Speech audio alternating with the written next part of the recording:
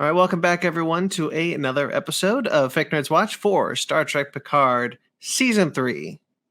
I'm very excited to be here talking about Episode 4 with my good friend Cookie from Just a Little Podcast. How are you, sir? Doing fantastic. Absolutely fantastic. How about yourself? I've been better, but I'm really happy to be here talking about Star Trek. Awesome. Okay, so we're talking about Episode 4, No-Win Scenario. Yes, Directed another Jonathan Frakes. Yeah, directed by Jonathan Frakes, with written by Terry Matalas and Sean Tretta. Right on. Very cool. Okay, so what did you think about this one? All right.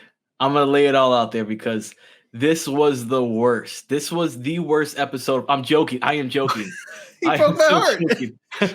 Did you see my heart just break? I did. This was Jonathan Frakes' best, I think, episode that he's ever done in my entire life as a director and also as an actor. I was wowed the fact that this progression is better and better, and I'm loving it. So I didn't like this one as much as I liked the last one, but no, the last one was so good for me. Like, okay, I was like so into the last one.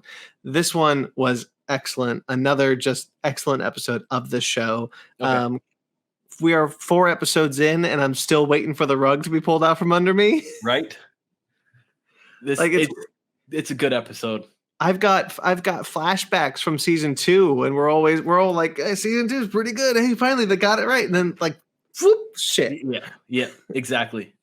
But no, I really like this episode. I think this is some of Frakes' best acting.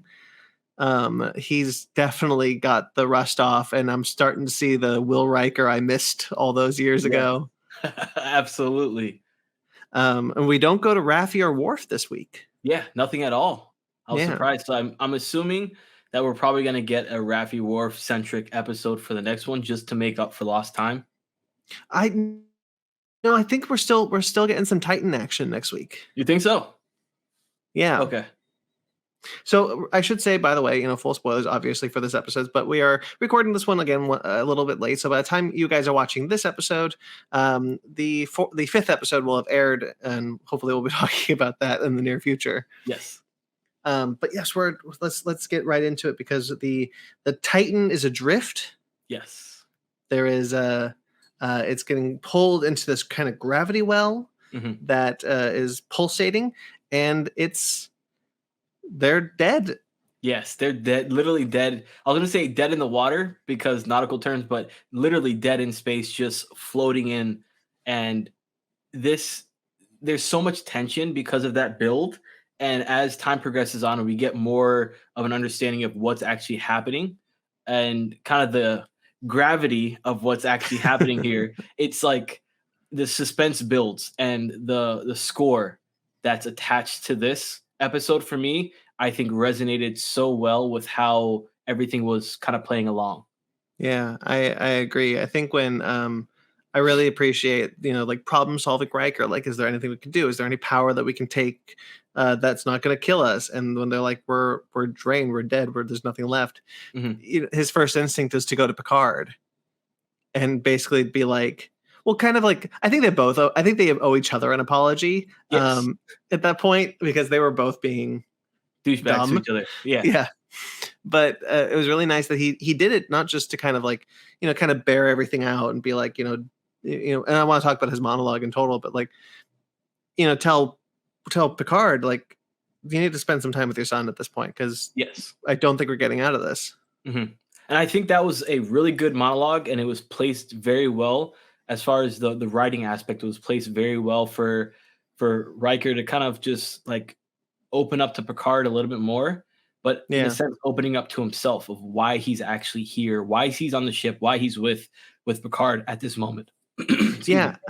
Yeah, I think what's really fun, what's really interesting about his monologue is that, the last time we saw Riker on Nepenthe, where he and his family went to kind of live after they lost Thad, he has this kind of moment where everything seems kind of okay.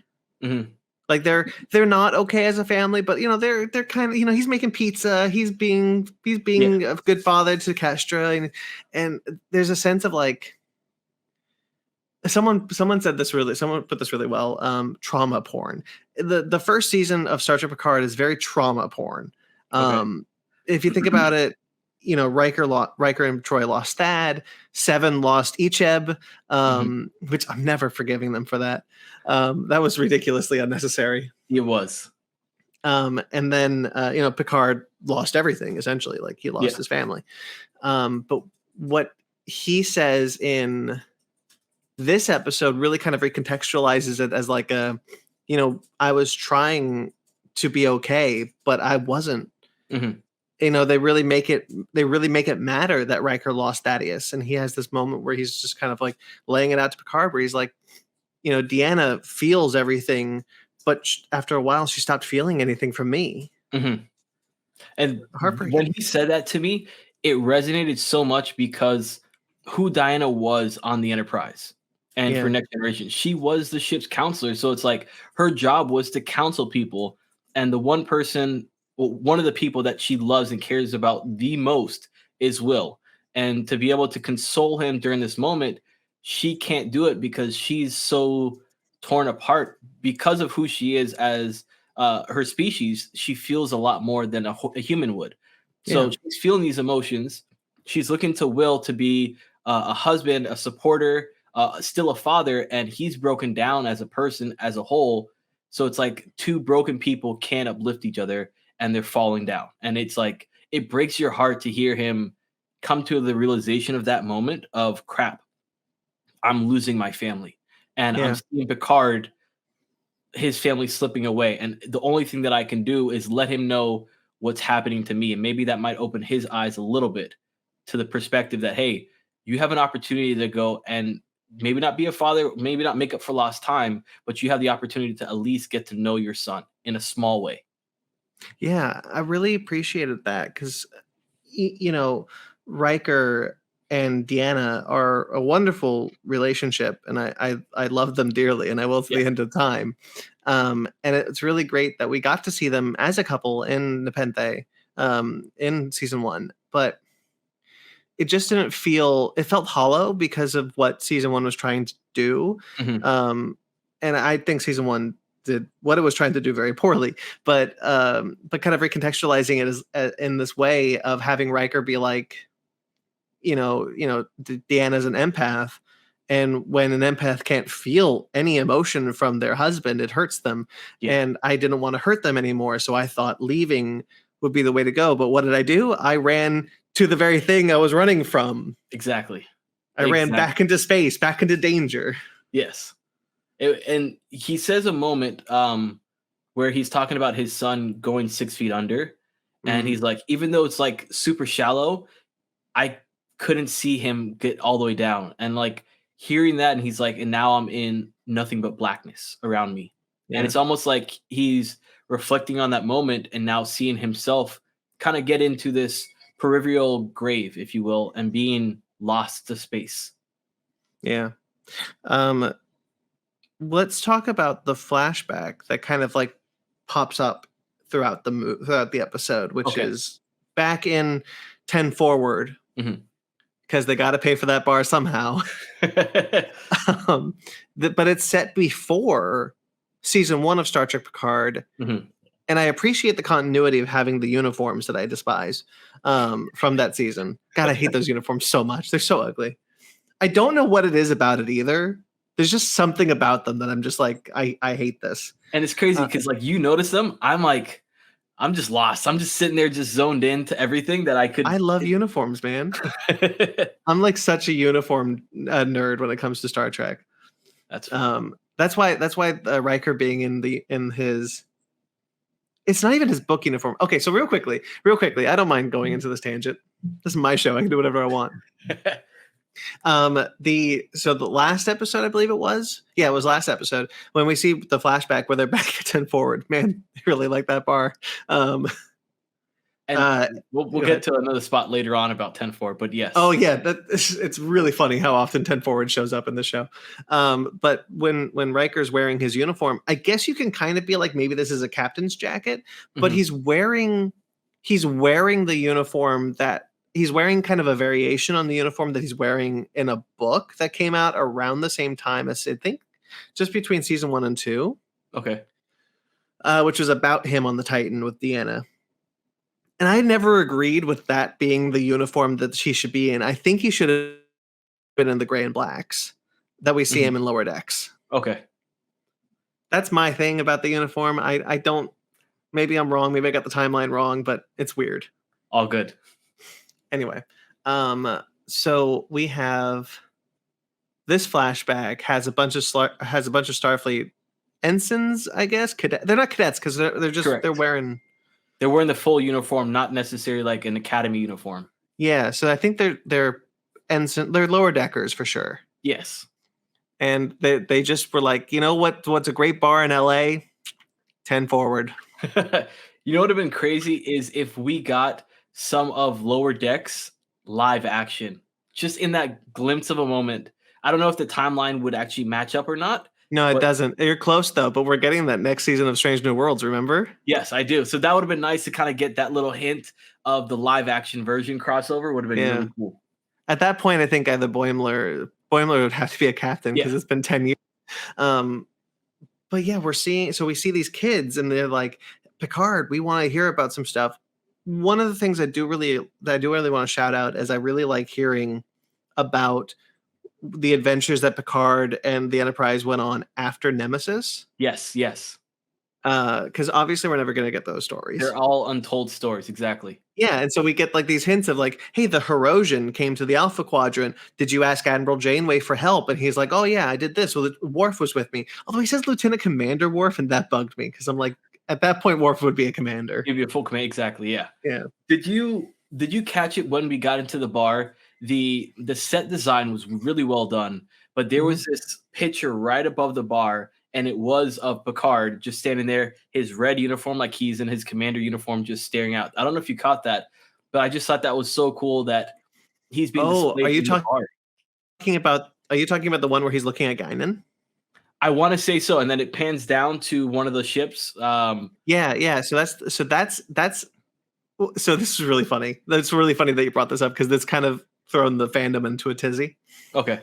Because that's a screenshot from Star Trek Generations when they're in the Nexus.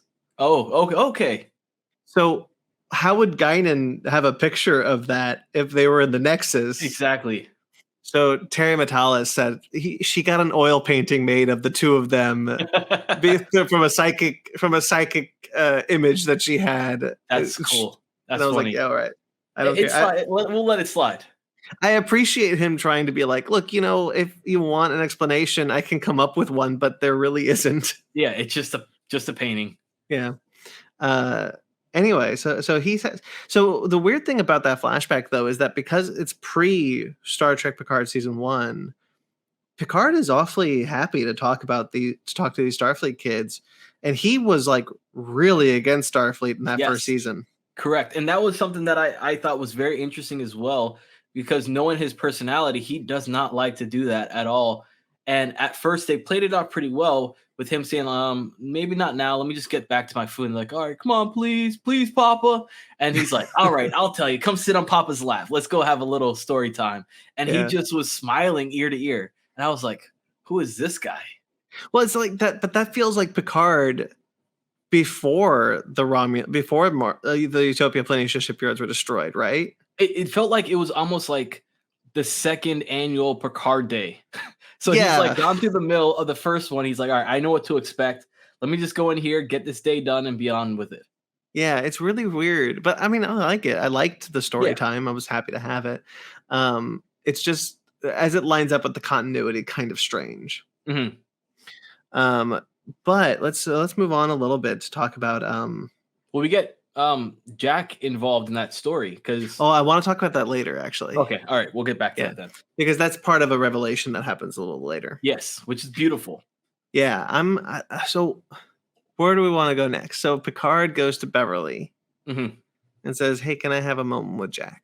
Yeah. And Beverly's so happy about it. She's like, "Oh yeah, no, yeah, you go, you go." Uh, Does Jack is 23 or 24, as they mentioned in this episode. Mhm. Is he ever going to address the fact that his dad is 96 years old? Right? It's like, geez. It's like, man, my dad's really, really old, and he's Yeah. still kicking it. I mean, I know like Patrick Stewart's not 96, but Yeah. like Picard is. Mhm. And it's just so funny to me that he's got this 20-year-old son, and I'm like, how much longer do you think it got there? Because that synthetic body is supposed to shut down eventually, I bet exactly. That's unless they hilarious. fix it. Oh no, they can't fix it because Alton Soong died off screen. I don't like that. I don't like that they killed Alton Soong. Anyway, let me consult my notes real quick. No problem. So we go from. All right. Oh, They go let's to talk ask about no. Let's to talk have a about drink. 7. Let's talk about Okay. 7. Okay. So 7 decides to go after the changeling. Yes. I really appreciate that she goes to Riker first to be like, "Hey, we've got a changeling on board." And Riker's like, "I could reinstate you, but This is maybe you off the do this books. unofficially and Yeah, it was you cool. do things differently." Very, very Uh, cool. That's the first time that the two of them have shared a scene together. Just them two of them. I think you might be right. I definitely think you might Yeah. be right. Yeah, I know Riker is on. Did you know that Riker has a cameo in Voyager? Not I a did not know cameo. that. One of the Q episodes, Q brings Riker to Voyager. Okay. It's really weird. I don't know why they Did do not it. know that. And then like that was never like Riker doesn't go back and be like, "Hey, by the way, the USS Voyager is okay." Can Like I that's be just honest with you? yeah. So I have watched Next Generation of TOS, Next Generation, and Deep Space Nine. Deep Space Nine I've watched 3 times, and Damn. everything else I've watched twice. I love Deep Space. It's probably one of my favorite, except Space there's Nine's great. nostalgia for me with Yeah, I Next get it. Generation. But Voyager, I've only watched once, and it's like it was a Interesting. struggle for me to get through Voyager. I would rather sit through Enterprise than sit through Voyager. Well, Enterprise is shorter. Yes, and there was something good to look at, if you know what I mean. Jolene Blalock. Yes. Yeah. No, Can't I'm help with it, you. man.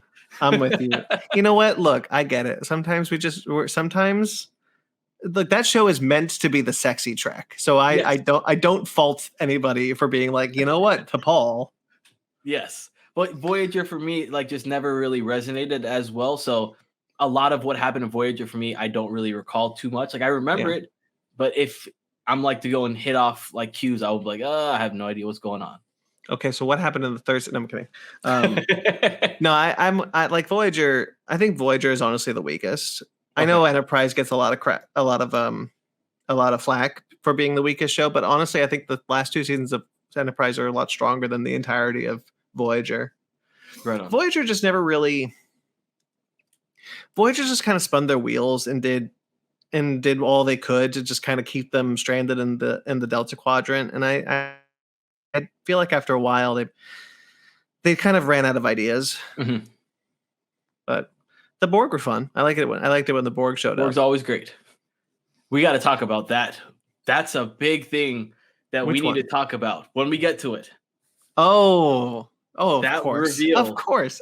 But let's talk about 7 because Yes. so 7 is like, okay, well, shit, we're gonna go around, and the first person she goes to is Shaw. After Riker.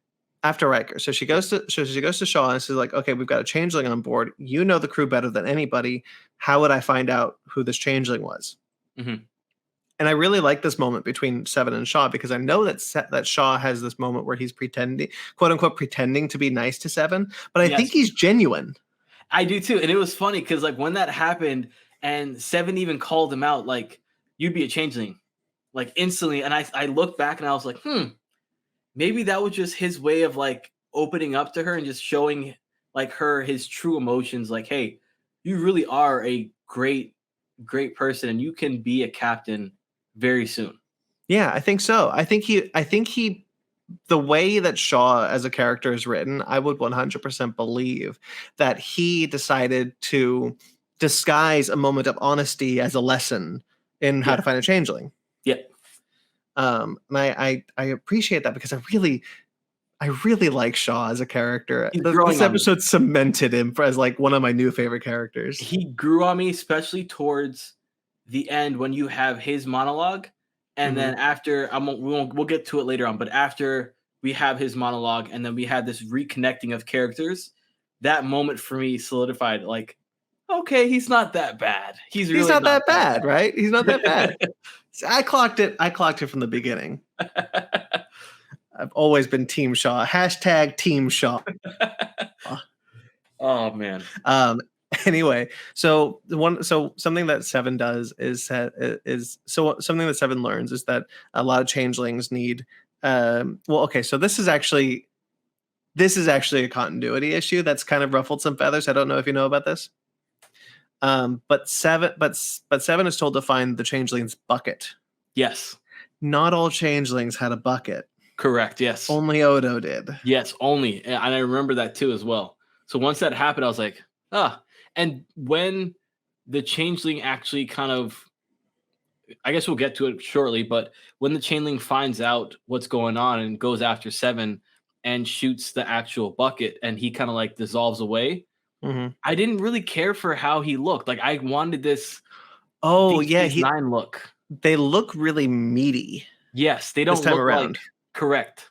They look like prosciutto. You ever had prosciutto? Yeah, I have exactly. That is exactly, and it just like for me, I was like, oh, this does not look like a change. Like I wanted this like goldish, like That kind of like metallic. ectoplasmic Yes. liquid that Yeah. they were. So Metalis is talked about again.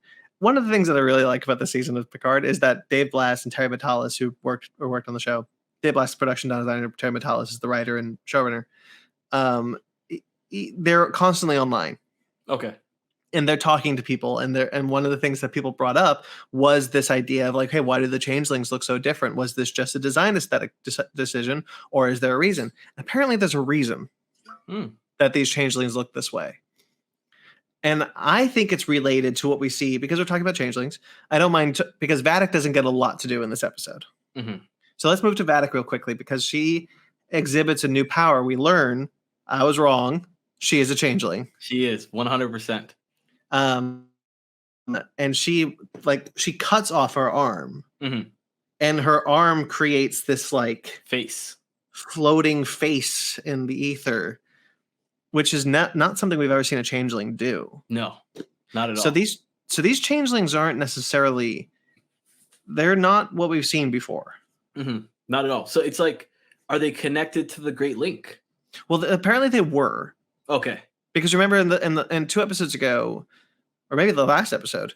Yeah, it was the last episode when it was revealed that these were changelings. That if they stay too far away from the link. No. Worf says that members of the Great Link broke off. Yes. Okay.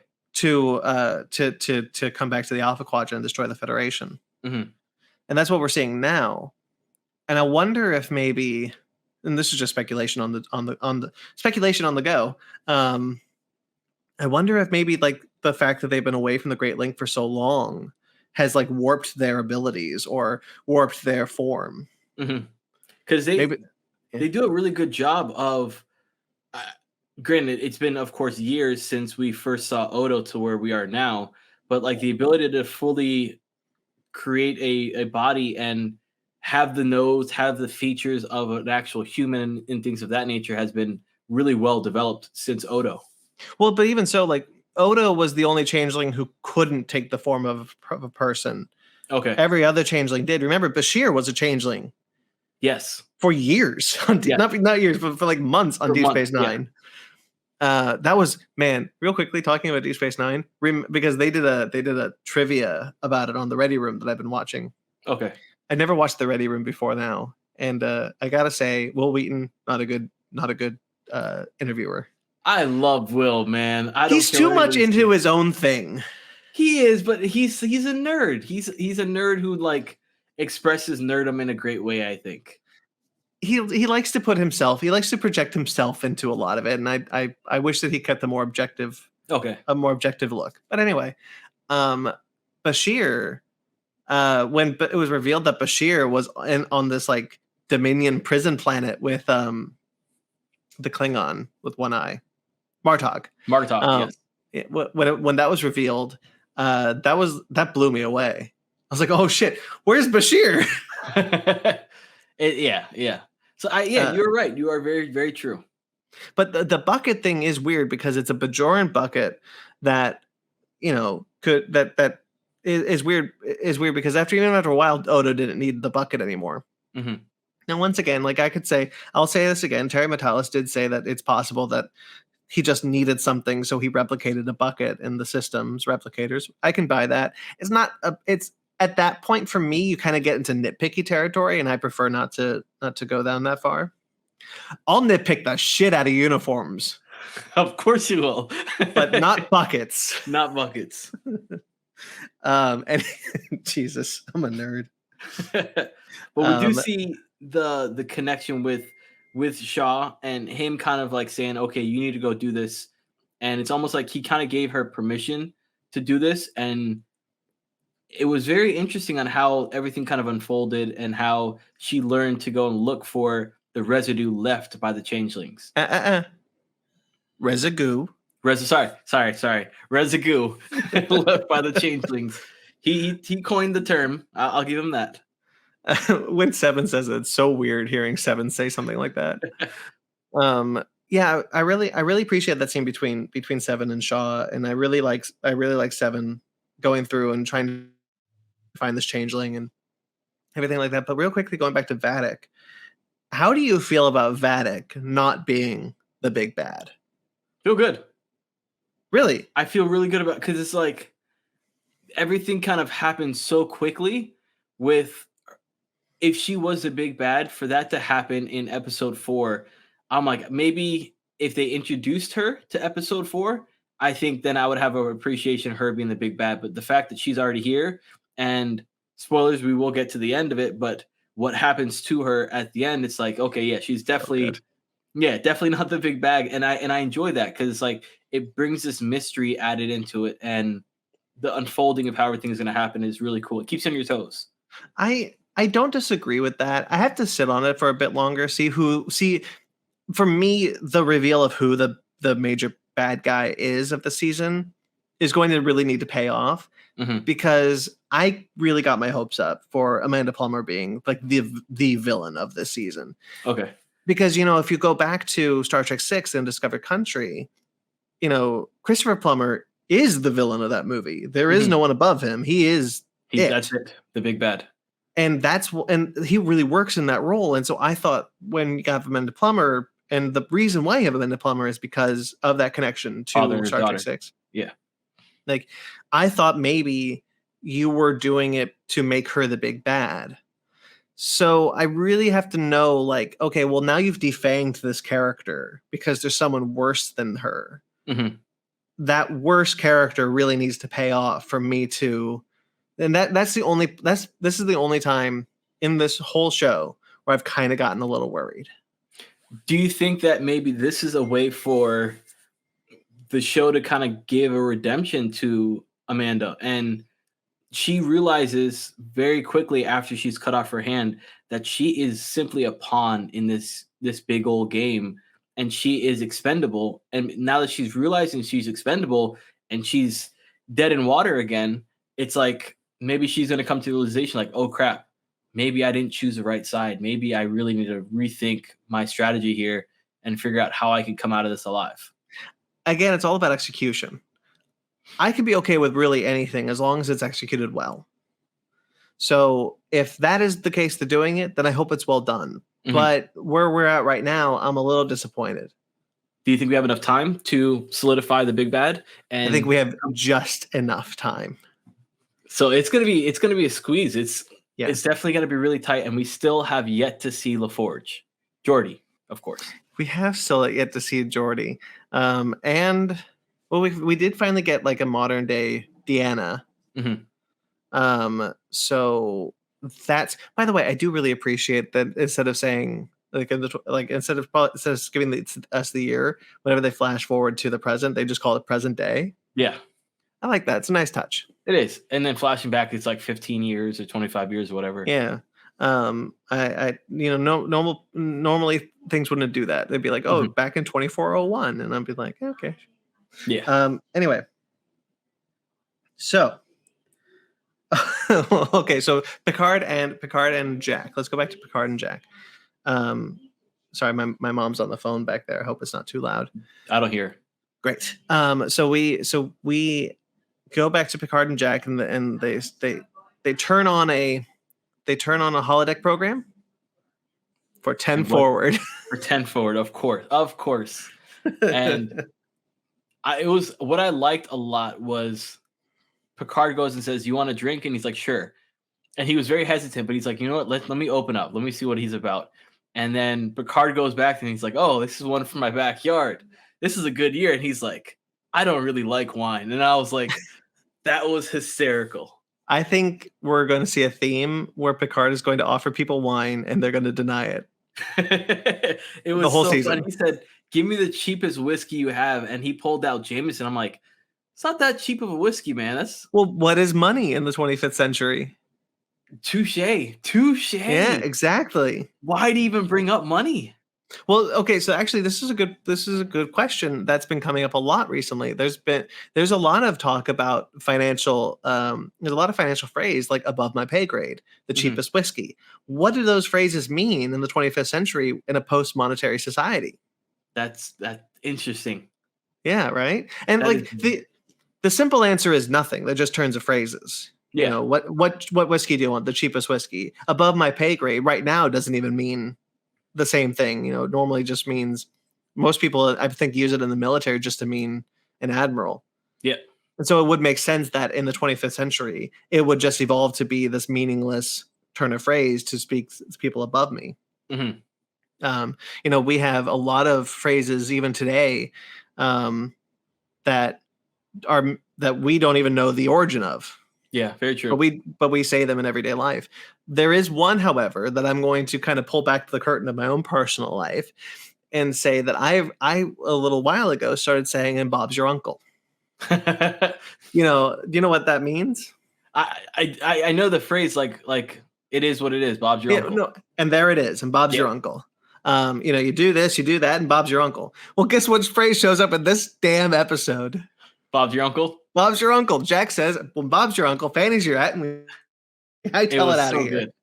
There was another phrase that kind of like made me smile and kind of chuckle was when Will Riker goes, something happens, and it's towards the end, and Will goes let's boldly get the hell out of here. Right after that, I think right before that, he says like God D. I don't. Oh, you're goddamn right, I did. Yeah, and it's like a little bit later, he's like, "Well, Picard, you kind of like instilled to me that there is no life after death. Like that is it."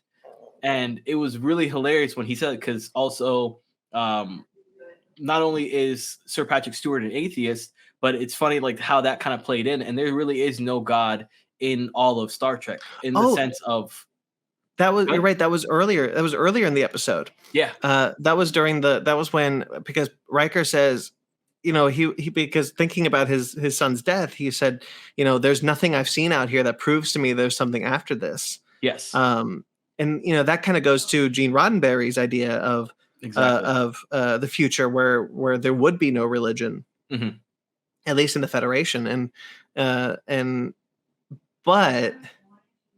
it's not like there isn't proof that there's life after death in in Starfleet in like Star Trek because there's been a few times. Yes, there has been. I mean, Picard is living proof of that. But even then, like Q. Yeah.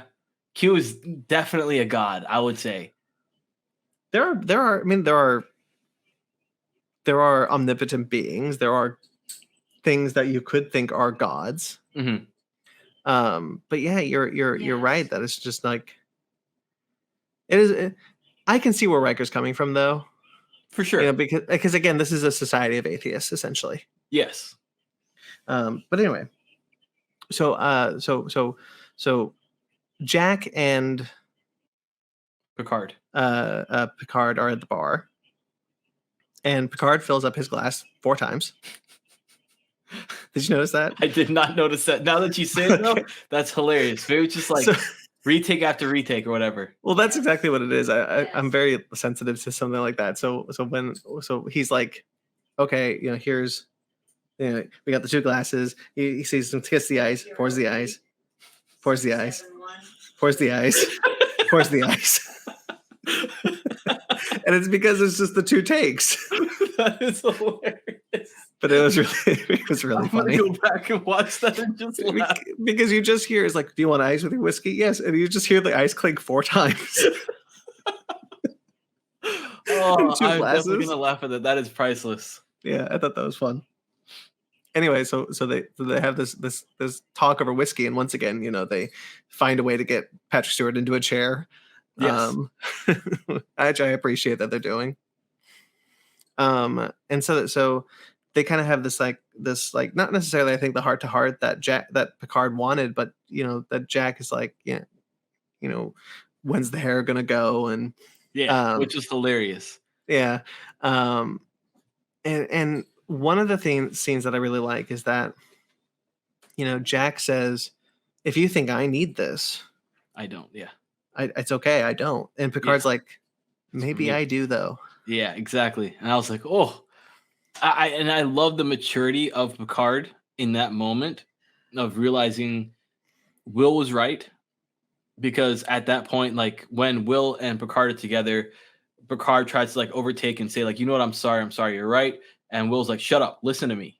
Yeah. And Picard takes a step back and he's like, okay, I'll listen to you. We're equals. And now you're in this moment where he's realizing, oh crap, Will was really right. So let me open up and let me go and see what this is about. And it was really cool and heartfelt to just hear them talk. Yeah. And you have, and Picard shares a story, previously untold story to us of him and his namesake. And I really like Jack's whole thing where he's like, I was wondering, like, I understand, why did she name me after her first husband? And Picard's like, I probably would have done the same. Yeah. It was great. Yeah, because they were really good friends, and and Jack Crusher was really important to them. And Picard, Picard talks about his time on the Stargazer, and he talks about the story about how he limps along. He does drop an F-bomb in the story, though. He does drop it. What did you think of that? I thought it was warranted. I thought it was appreciated and warranted, because sometimes, like when I deal with people and it's like, and I don't curse, and you want to go and say like, F it, but you don't. There's that gravity is not there. That word needs to be in place in order for that line to make sense, or that the gravitas of what you're trying to say to really resonate with somebody. And I think when he said that, like I kind of like jolted up. I was like, wait, what? Did that just happen? Yeah, there's a sense that I had the same where it's weird coming from someone like Picard, but there and so this kind of started a whole discussion about cursing that I've been actually really interested in getting into here. A whole discussion about cursing in Star Trek. We've heard who's the girl I hate on Discovery? What's her name? Tendi. No. Tendi? No, it's not Tendi. Tendi's from Lower Decks. Yeah, that's Tendi's from Lower Decks. Who's that girl? Oh my goodness. The redheaded girl from Lower Decks who I can't stand. Not Lower Decks, Discovery who I can't stand. I'll tell you right now. Please. Anyway, she's dropped an F-bomb before. She has. And so there's this actually a really interesting theory and okay, real quickly, Cookie, have you seen The History of Cursing on Netflix? I have not. I highly recommend it. It's Nicolas Cage. Okay. And they get like people who like study the history of curse words to discuss them, why they're curse words, what their meaning is, and in some cases, why some of them are no longer considered curse words. Oh. So like things like damn. I understand that you don't curse, but most of society... I would say damn. Damn does not bother me. It's like when you add the G in front of it. Exactly. Damn is not really a bad word anymore. Yeah, no. And Kirk used it all the time. Yeah, he did. And I know there's... By the way. Tilly. We were close. I hate Tilly. Anyway. So Kirk used damn all the time. Spock didn't curse, but McCoy used damn all the time. And like, this is the reason why there wasn't a lot of cursing in like the original series was because of just the censors at the time. As we have evolved, as a society, curse words like "damn" have lost a lot of their meaning. A lot of curse word language people, linguologists, I don't know what they're called. I understand, yeah. They believe that shit is going the way of damn. Eventually, maybe in 50 years, shit won't have the same power as damn did. Much like crap. Crap doesn't really have power either. Yeah, and I can use crap all the time. Yeah, so all these words, these are 4-letter words, these are curse words, but they're not as powerful as they used to be, and they don't quite have the same kind of ferocity as they used to. Mm-hmm. So really, who's to say that in the 25th century? That's not really a curse word. Yeah. Yeah. And I won't say it here because we're a PG-13 podcast. But I say it all the time. But like the idea that that language would continue to evolve to the point where something like, above my pay grade in the cheapest whiskey wouldn't have any meaning either. Mm-hmm. So would something like the F-bomb. I mean, just because nowadays, like, cursing is okay in TV in a way that it wasn't in the 90s even. And so like they're allowed to do that. But for a character like Picard to say the F-bomb, it's not just him. There's a sense of like he's kind of like, mask off, kind of like being vulnerable with Jack and talking to Jack in a way that he's never talked to anybody before. Yeah. Which, that was also like, my dad didn't curse. So, but, sometimes he would drop an F-bomb. Yeah. And then when he did, like, it would make you kind of listen, and it would be kind of sometimes a vulnerable moment. And so to have this character like Picard, who's now, again, 96 years old, Cookie, have this moment where he's being vulnerable. Again, I don't think the F-bomb has the same power in the 25th century that it does in the 21st. Yeah, I agree. I can definitely agree. So anyway, watch the history of cursing. It's awesome. Sounds good. I'll add it to my list. All right. I wrote literally a note. What is it like having an almost 100-year-old dad?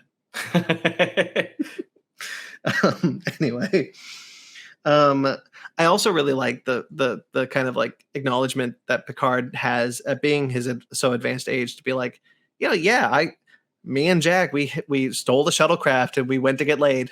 Yeah, pretty much. That's literally it. And he's like, we were invited. Yeah. That leads us right into Shaw, which I really Let's talk about Shaw, baby. I really love this moment when we see Shaw kind of come into the picture, limping in, goes to the bar, and high on pain meds, very important. Say again?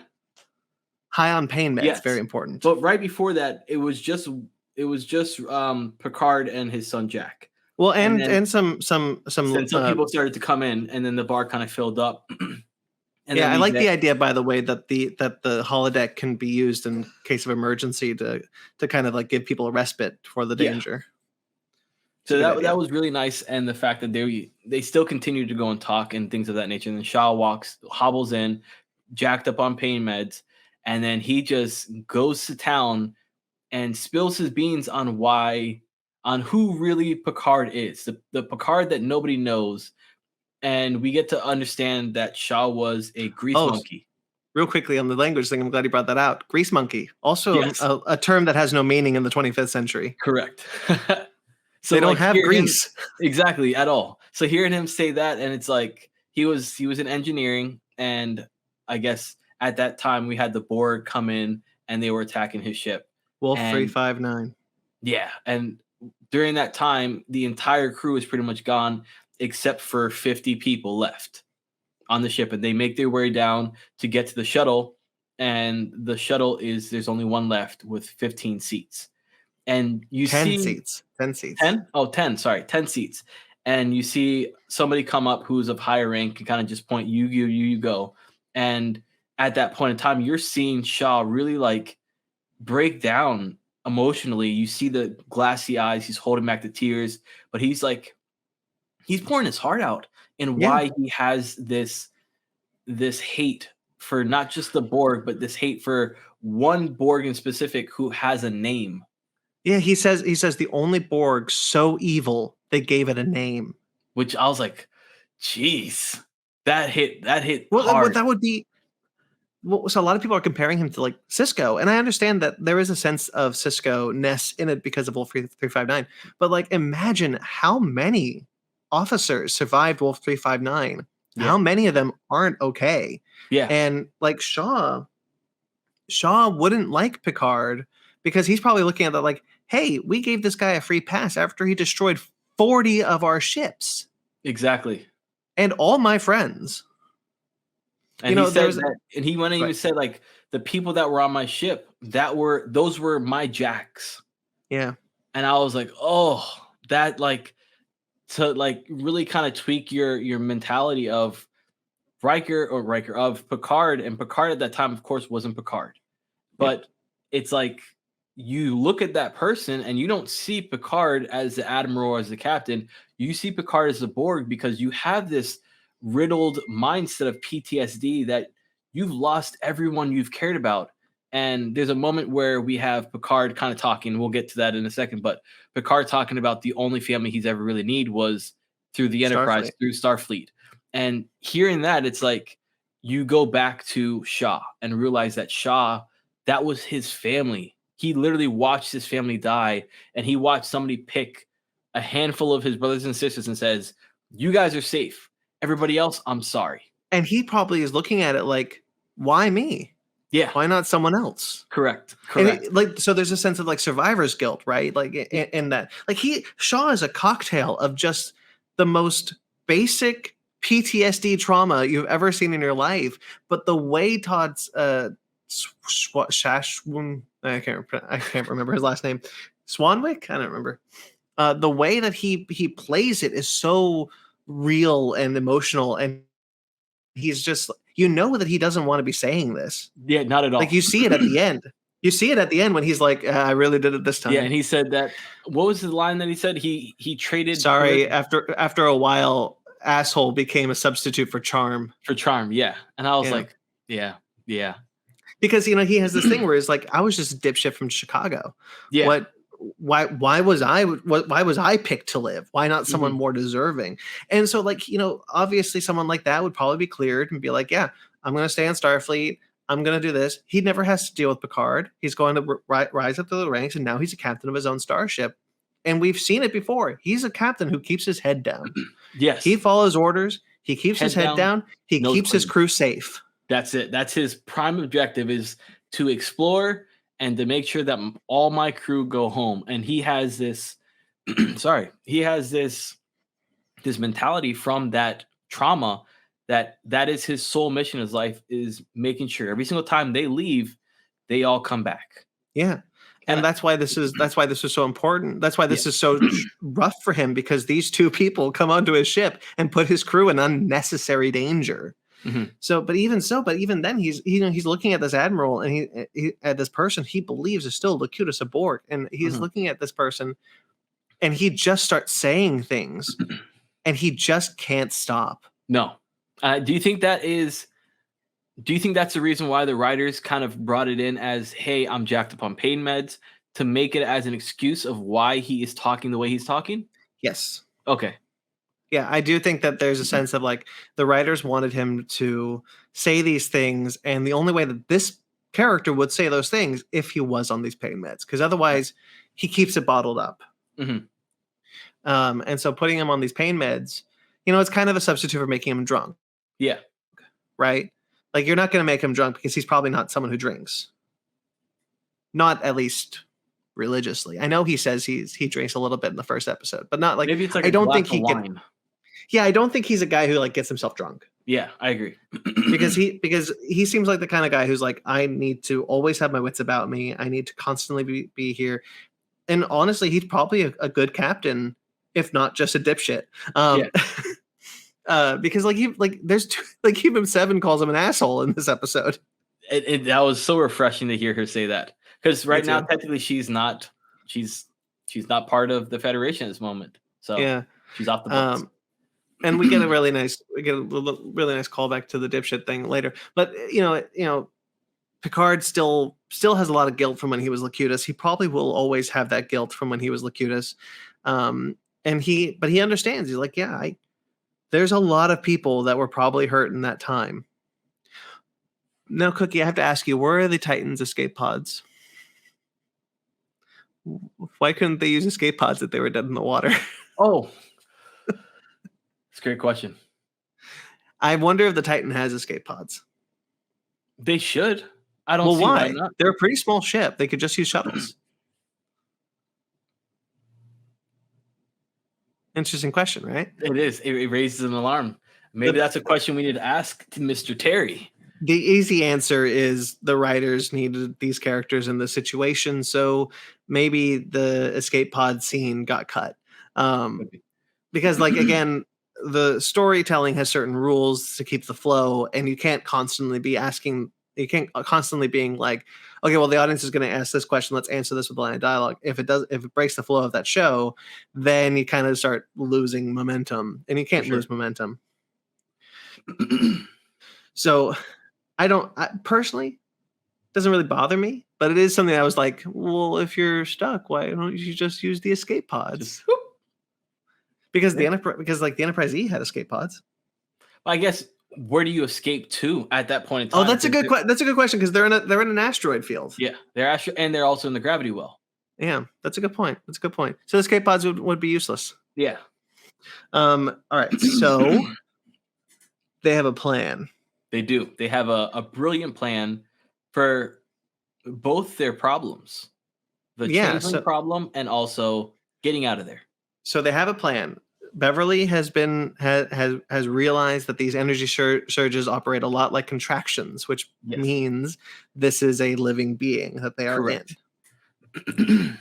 And that's really cool, because I really like it when new Star Trek uses old Star Trek tropes. Yes. Because I love the idea that, like, hey, we're gonna, how often did we really see, after like the 80s, how often did we see Star Trek do these kind of like species that live in the vacuum of space? And they even mentioned Farpoint, because we're going to get some squids later. Yeah. But the energy. And Jack is the one to realize. I clocked this really early, by the way. Jack is the one to realize, hey, why don't we use the energy to supercharge the ship? So they go to Riker, they go to the captain, they go to like, hey, we're gonna do this, and Riker's like, you guys are out of your damn mind. I'm not gonna do this, and sure enough, they convince him. Good thing too, because it worked. But it took a lot of, it took a lot for a captain to really trust their crew, and for Riker to trust a crew he's never worked with in this moment in time, and saying, you know what, okay. Because they had to go down to life support, and that was it. And then they had to shut down life support at a point in time. Such a tense moment. Right? It was. So Riker, even like early on in the episode, has this whole thing where he's like, you're right. I am being overly cautious. I'm scared. I came out here and I'm scared. And so because of that, he's like, I don't want to, if this doesn't work, we're just dead. And and Picard is to be like, we're dead anyway. But he's like, if we die this way, as far as just floating off, then my message has a potential of getting back to Diana. Yeah, but like, there's even like the sense of like, we're like, right, like Picard is like, we're dead anyway. At least this way we have a chance. We don't if we do nothing. And so there's the idea like constantly trying, and that's what the Next Generation often did. If the ship was down, well, try again, try something else, try the most batshit crazy, insane idea you can possibly think of to get us out of here. Make the impossible possible. Possible, correct. And that's what, and so that's what I really liked about Beverly, who, by the way, has no real right to bring up Deanna because she hasn't seen any of them in 20 years. But she even says like, Deanna would have told you it's about trust. You got to trust your crew more than anything. You got to trust us. When she said that, did you actually hear Diana? Because I actually heard her voice at one point. It sounded like it was just a fading from her into Diana. But real quickly, it's Deanna. You keep saying Diana. Sorry, it's because my throat is like, I don't know why I have like an itch now. That's okay. It always happens when we record. It's the nerves. You're so nervous. I get to talk about Star Trek. I'm nervous. And I'm trying to drink, and it's just like it's not going away. And I It's looked okay. at Deanna. Deanna, yes. Well, that almost killed you. Careful. So yeah, I didn't quite hear that, but yeah, I think that there is a sense of like Beverly was right. That would be what Deanna would say. She would say, let's try it. Let's trust each other to do this. And Riker, we got to talk about the fact that they sat in their chairs. Yes, that was so pretty great. Cool. That was. And the smile that Riker did when he sat down, he looked over and he was like, and he's got his hands on his knees, and I'm like, yes. Yeah, you do. Yeah. I was like, oh, all right. And the whole thing of like, okay, we got to count down. We don't have enough to get thrusters. Okay, let's. Real quickly, but they talk about part of the kind of like the nerves of the scene is that Shaw and Seven are going to open up the warp nacelles, and that was really interesting because that did two things for me. One, it justified the idea of this Titan being a refit and not just a new ship. Mm-hmm. Dave Blass actually. There's been a lot of talk. I don't know if you know about this, that the Titan A is considered a refit of the Titan. I did not know. So, you know what a refit of a starship is, I'm assuming. Mm-hmm. Like the Enterprise, when the TOS Enterprise became the Motion Picture Enterprise, that was a refit. Yeah. The idea is it's the same bones. It's just not. It just doesn't always look the same. Mm-hmm. So it's really strange because like the Luna class ship, which is I believe what the Titan was, Riker's Titan, doesn't look the same as a Constitution class, which is what the Titan A looks like. And so like that's the idea was because the Utopia Planitia shipyards, which are like the shipyards in the Federation, were almost completely wiped out in Picard season 1. If you remember the flashbacks of that season, explain the Utopia Planitia shipyards, they are still not quite up to snuff. And so like the 5 years that it took to build this Titan, they took parts from the Luna class and they incorporated it into a new shell. Okay. Which is why they go to Shaw to be like, hey, look, no one on the ship knows how to open these nacelles because they're 20 years old. Yeah. But that and like Shaw is like, yeah, it's a nice looking ship, but it's still 20-year-old bones. Which was it was nice, definitely a nice callback. And then shortly after that, like while you have them working on the ship. Wait, can I real quickly just say I love the line where Picard's like, even if you are a dipshit from Chicago. Yes. And that was so great to kind of, and then you see Shaw kind of like, you got a point. Yeah, you're right. He's like, yeah, I deserve that. But while Shaw is like in there working on his stuff, Seven's there helping him out. Seven kind of told Will like, hey, we don't need any help. This is going to be us. Because their game plan was to lure the changeling down here because Shaw was like, hey, if I was a changeling, I would be here at this moment to sabotage this so that this does not happen. Yeah. And they were right. Because who would show up but Sidney LaForge? How strange. What are you doing down here, Sidney LaForge? And the only way that Seven used the tactic that Shaw kind of like instilled into her of how to go and figure out who is a changeling or not is to question them and ask them certain things that only they would know as that person. But can I talk about the tension of that scene? Yes. Because like Shaw knows this is a changeling. Yeah. And he's like, and he's sitting there with the little thing, just can you hand me that thing that can kill me? Yeah. And she's asking questions, and he's like, yeah, we can probably get out of here with just the one. And instantly, that was so great. Seeing Seven talk to her, and you're still on pins and needles because you're not 100% sure if it is a changeling or not. You're still. You're 100% sure. If you don't know, that's not Sidney LaForge. Yes. The shot prior to this is her on the bridge. Yes, very true. And then you're sitting there, and she goes and says, she said instead of saying like captain or whatever her title is, She used Instead of her saying instead of saying Commander Seven, she says she said Commander Hansen. correct, and that was the tell. And then boom, and I was like, And you get a really great. By the way, why didn't they turn into liquid when they? Another kind of sense of like these changelings are acting weird because she didn't turn liquid when she died. And she didn't go through like the different motions of she stayed in that form. Yeah, but she's just like the form just died because now it's just like corpse of LaForge. But Seven even says like Shaw's like, how'd you know? And he's like, Ensign LaForge always calls me Commander Seven out of respect. And I love that. Beautiful. Yes. A little slap in the face. And Shaw, even like Shaw's character development in this episode is wonderful because he's like, yeah, all right, I deserve that too. He just goes back to work. I love the opening it, sliding down, click your badge, we're ready to go. So good. But yeah, so the wave is about to hit, but they don't have enough thrusters, so they take out life support. Yes. The tension again is so good because the tension is like oh shit, and you see them, they're weakening, they're getting tired, they can't breathe very well anymore because the air is not being recycled. And then the light hits, and then the ship gets, and then Picard says the thing in the trailer that I've been so excited for him to say, which is LaForge, gun it. It was wonderful, wonderfully played, wonderfully executed, and really great surfing.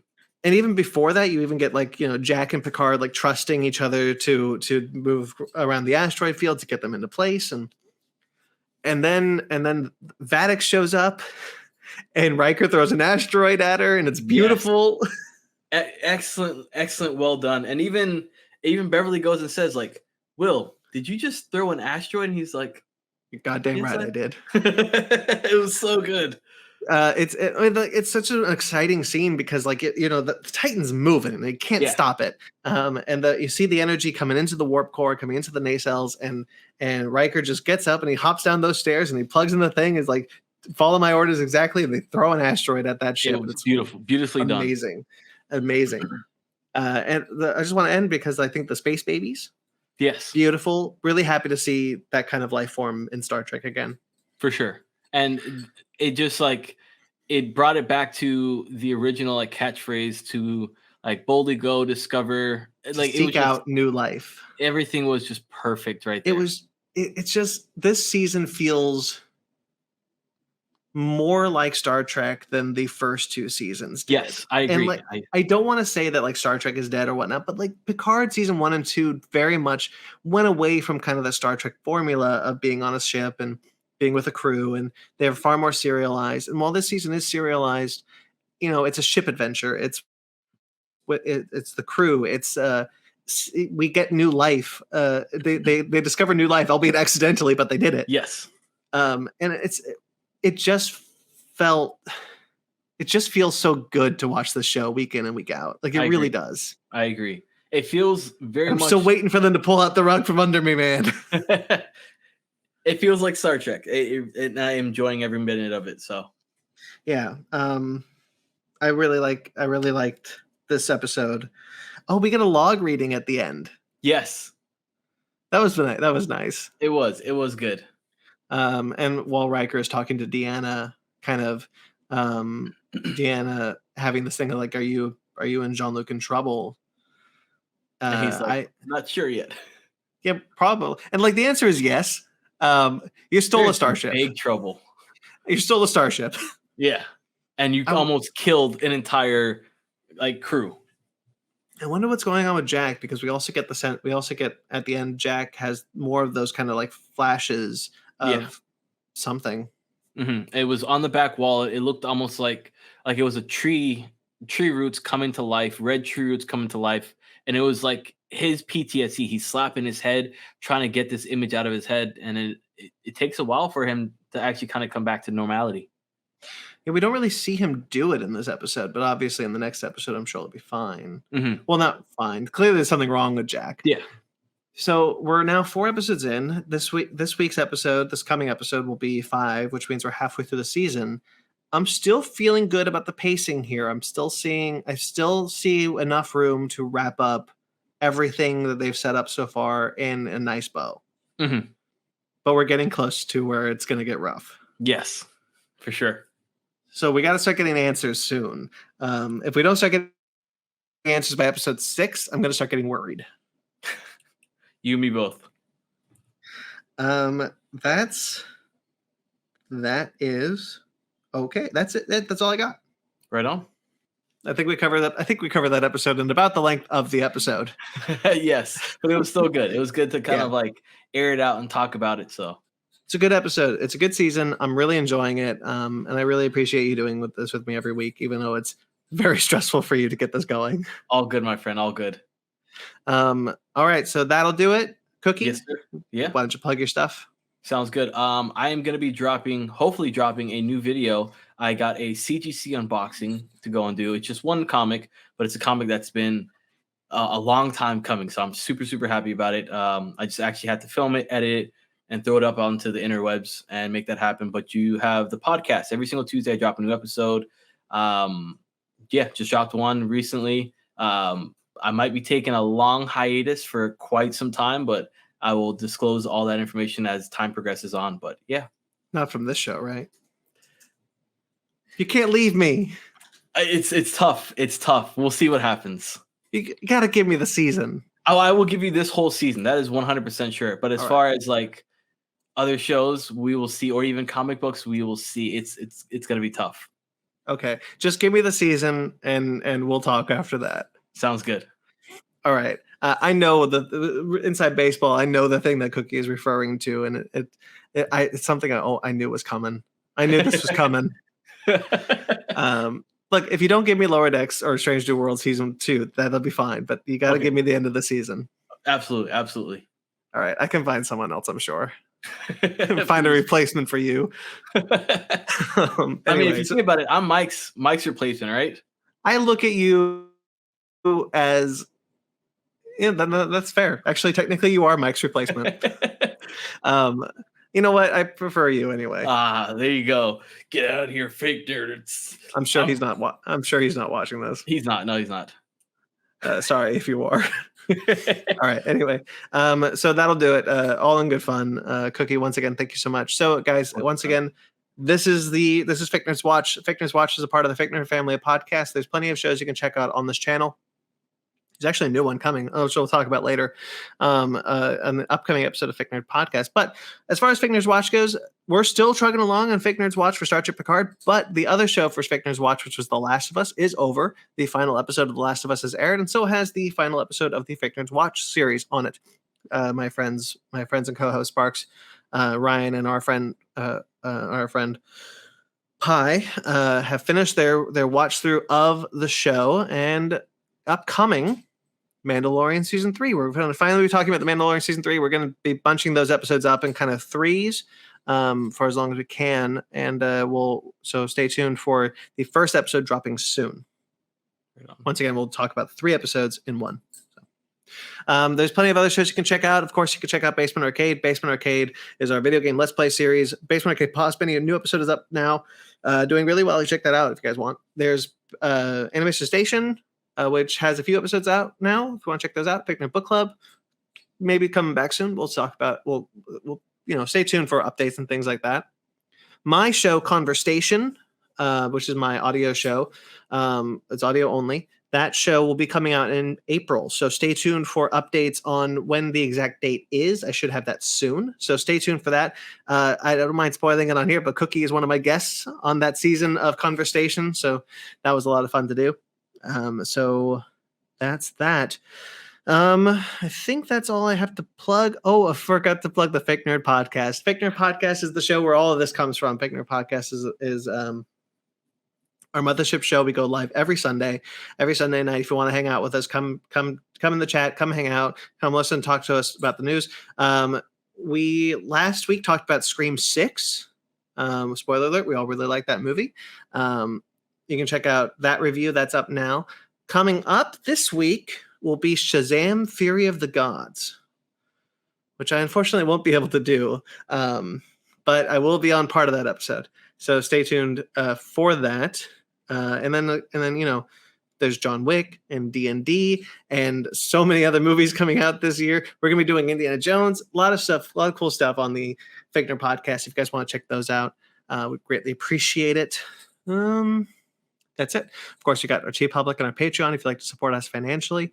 You can find us on all the social medias at fakenerdpodcast.com. We have a website, fakenerdpodcast.com. I just said it. That's our website where you can find everything. Fake Nerd Podcast on all the social medias. I'm at BT McClure on Instagram and Twitter. I also write for CBR.com, KaijuRamenMedia.com, and AtomicGeekdom.com if you'd like to check out my further writings. Cookie, where can they find you? Just a Little Podcast on Instagram and Just Podcasting on Twitter. Excellent. Until next time you see us, guys, live long and prosper.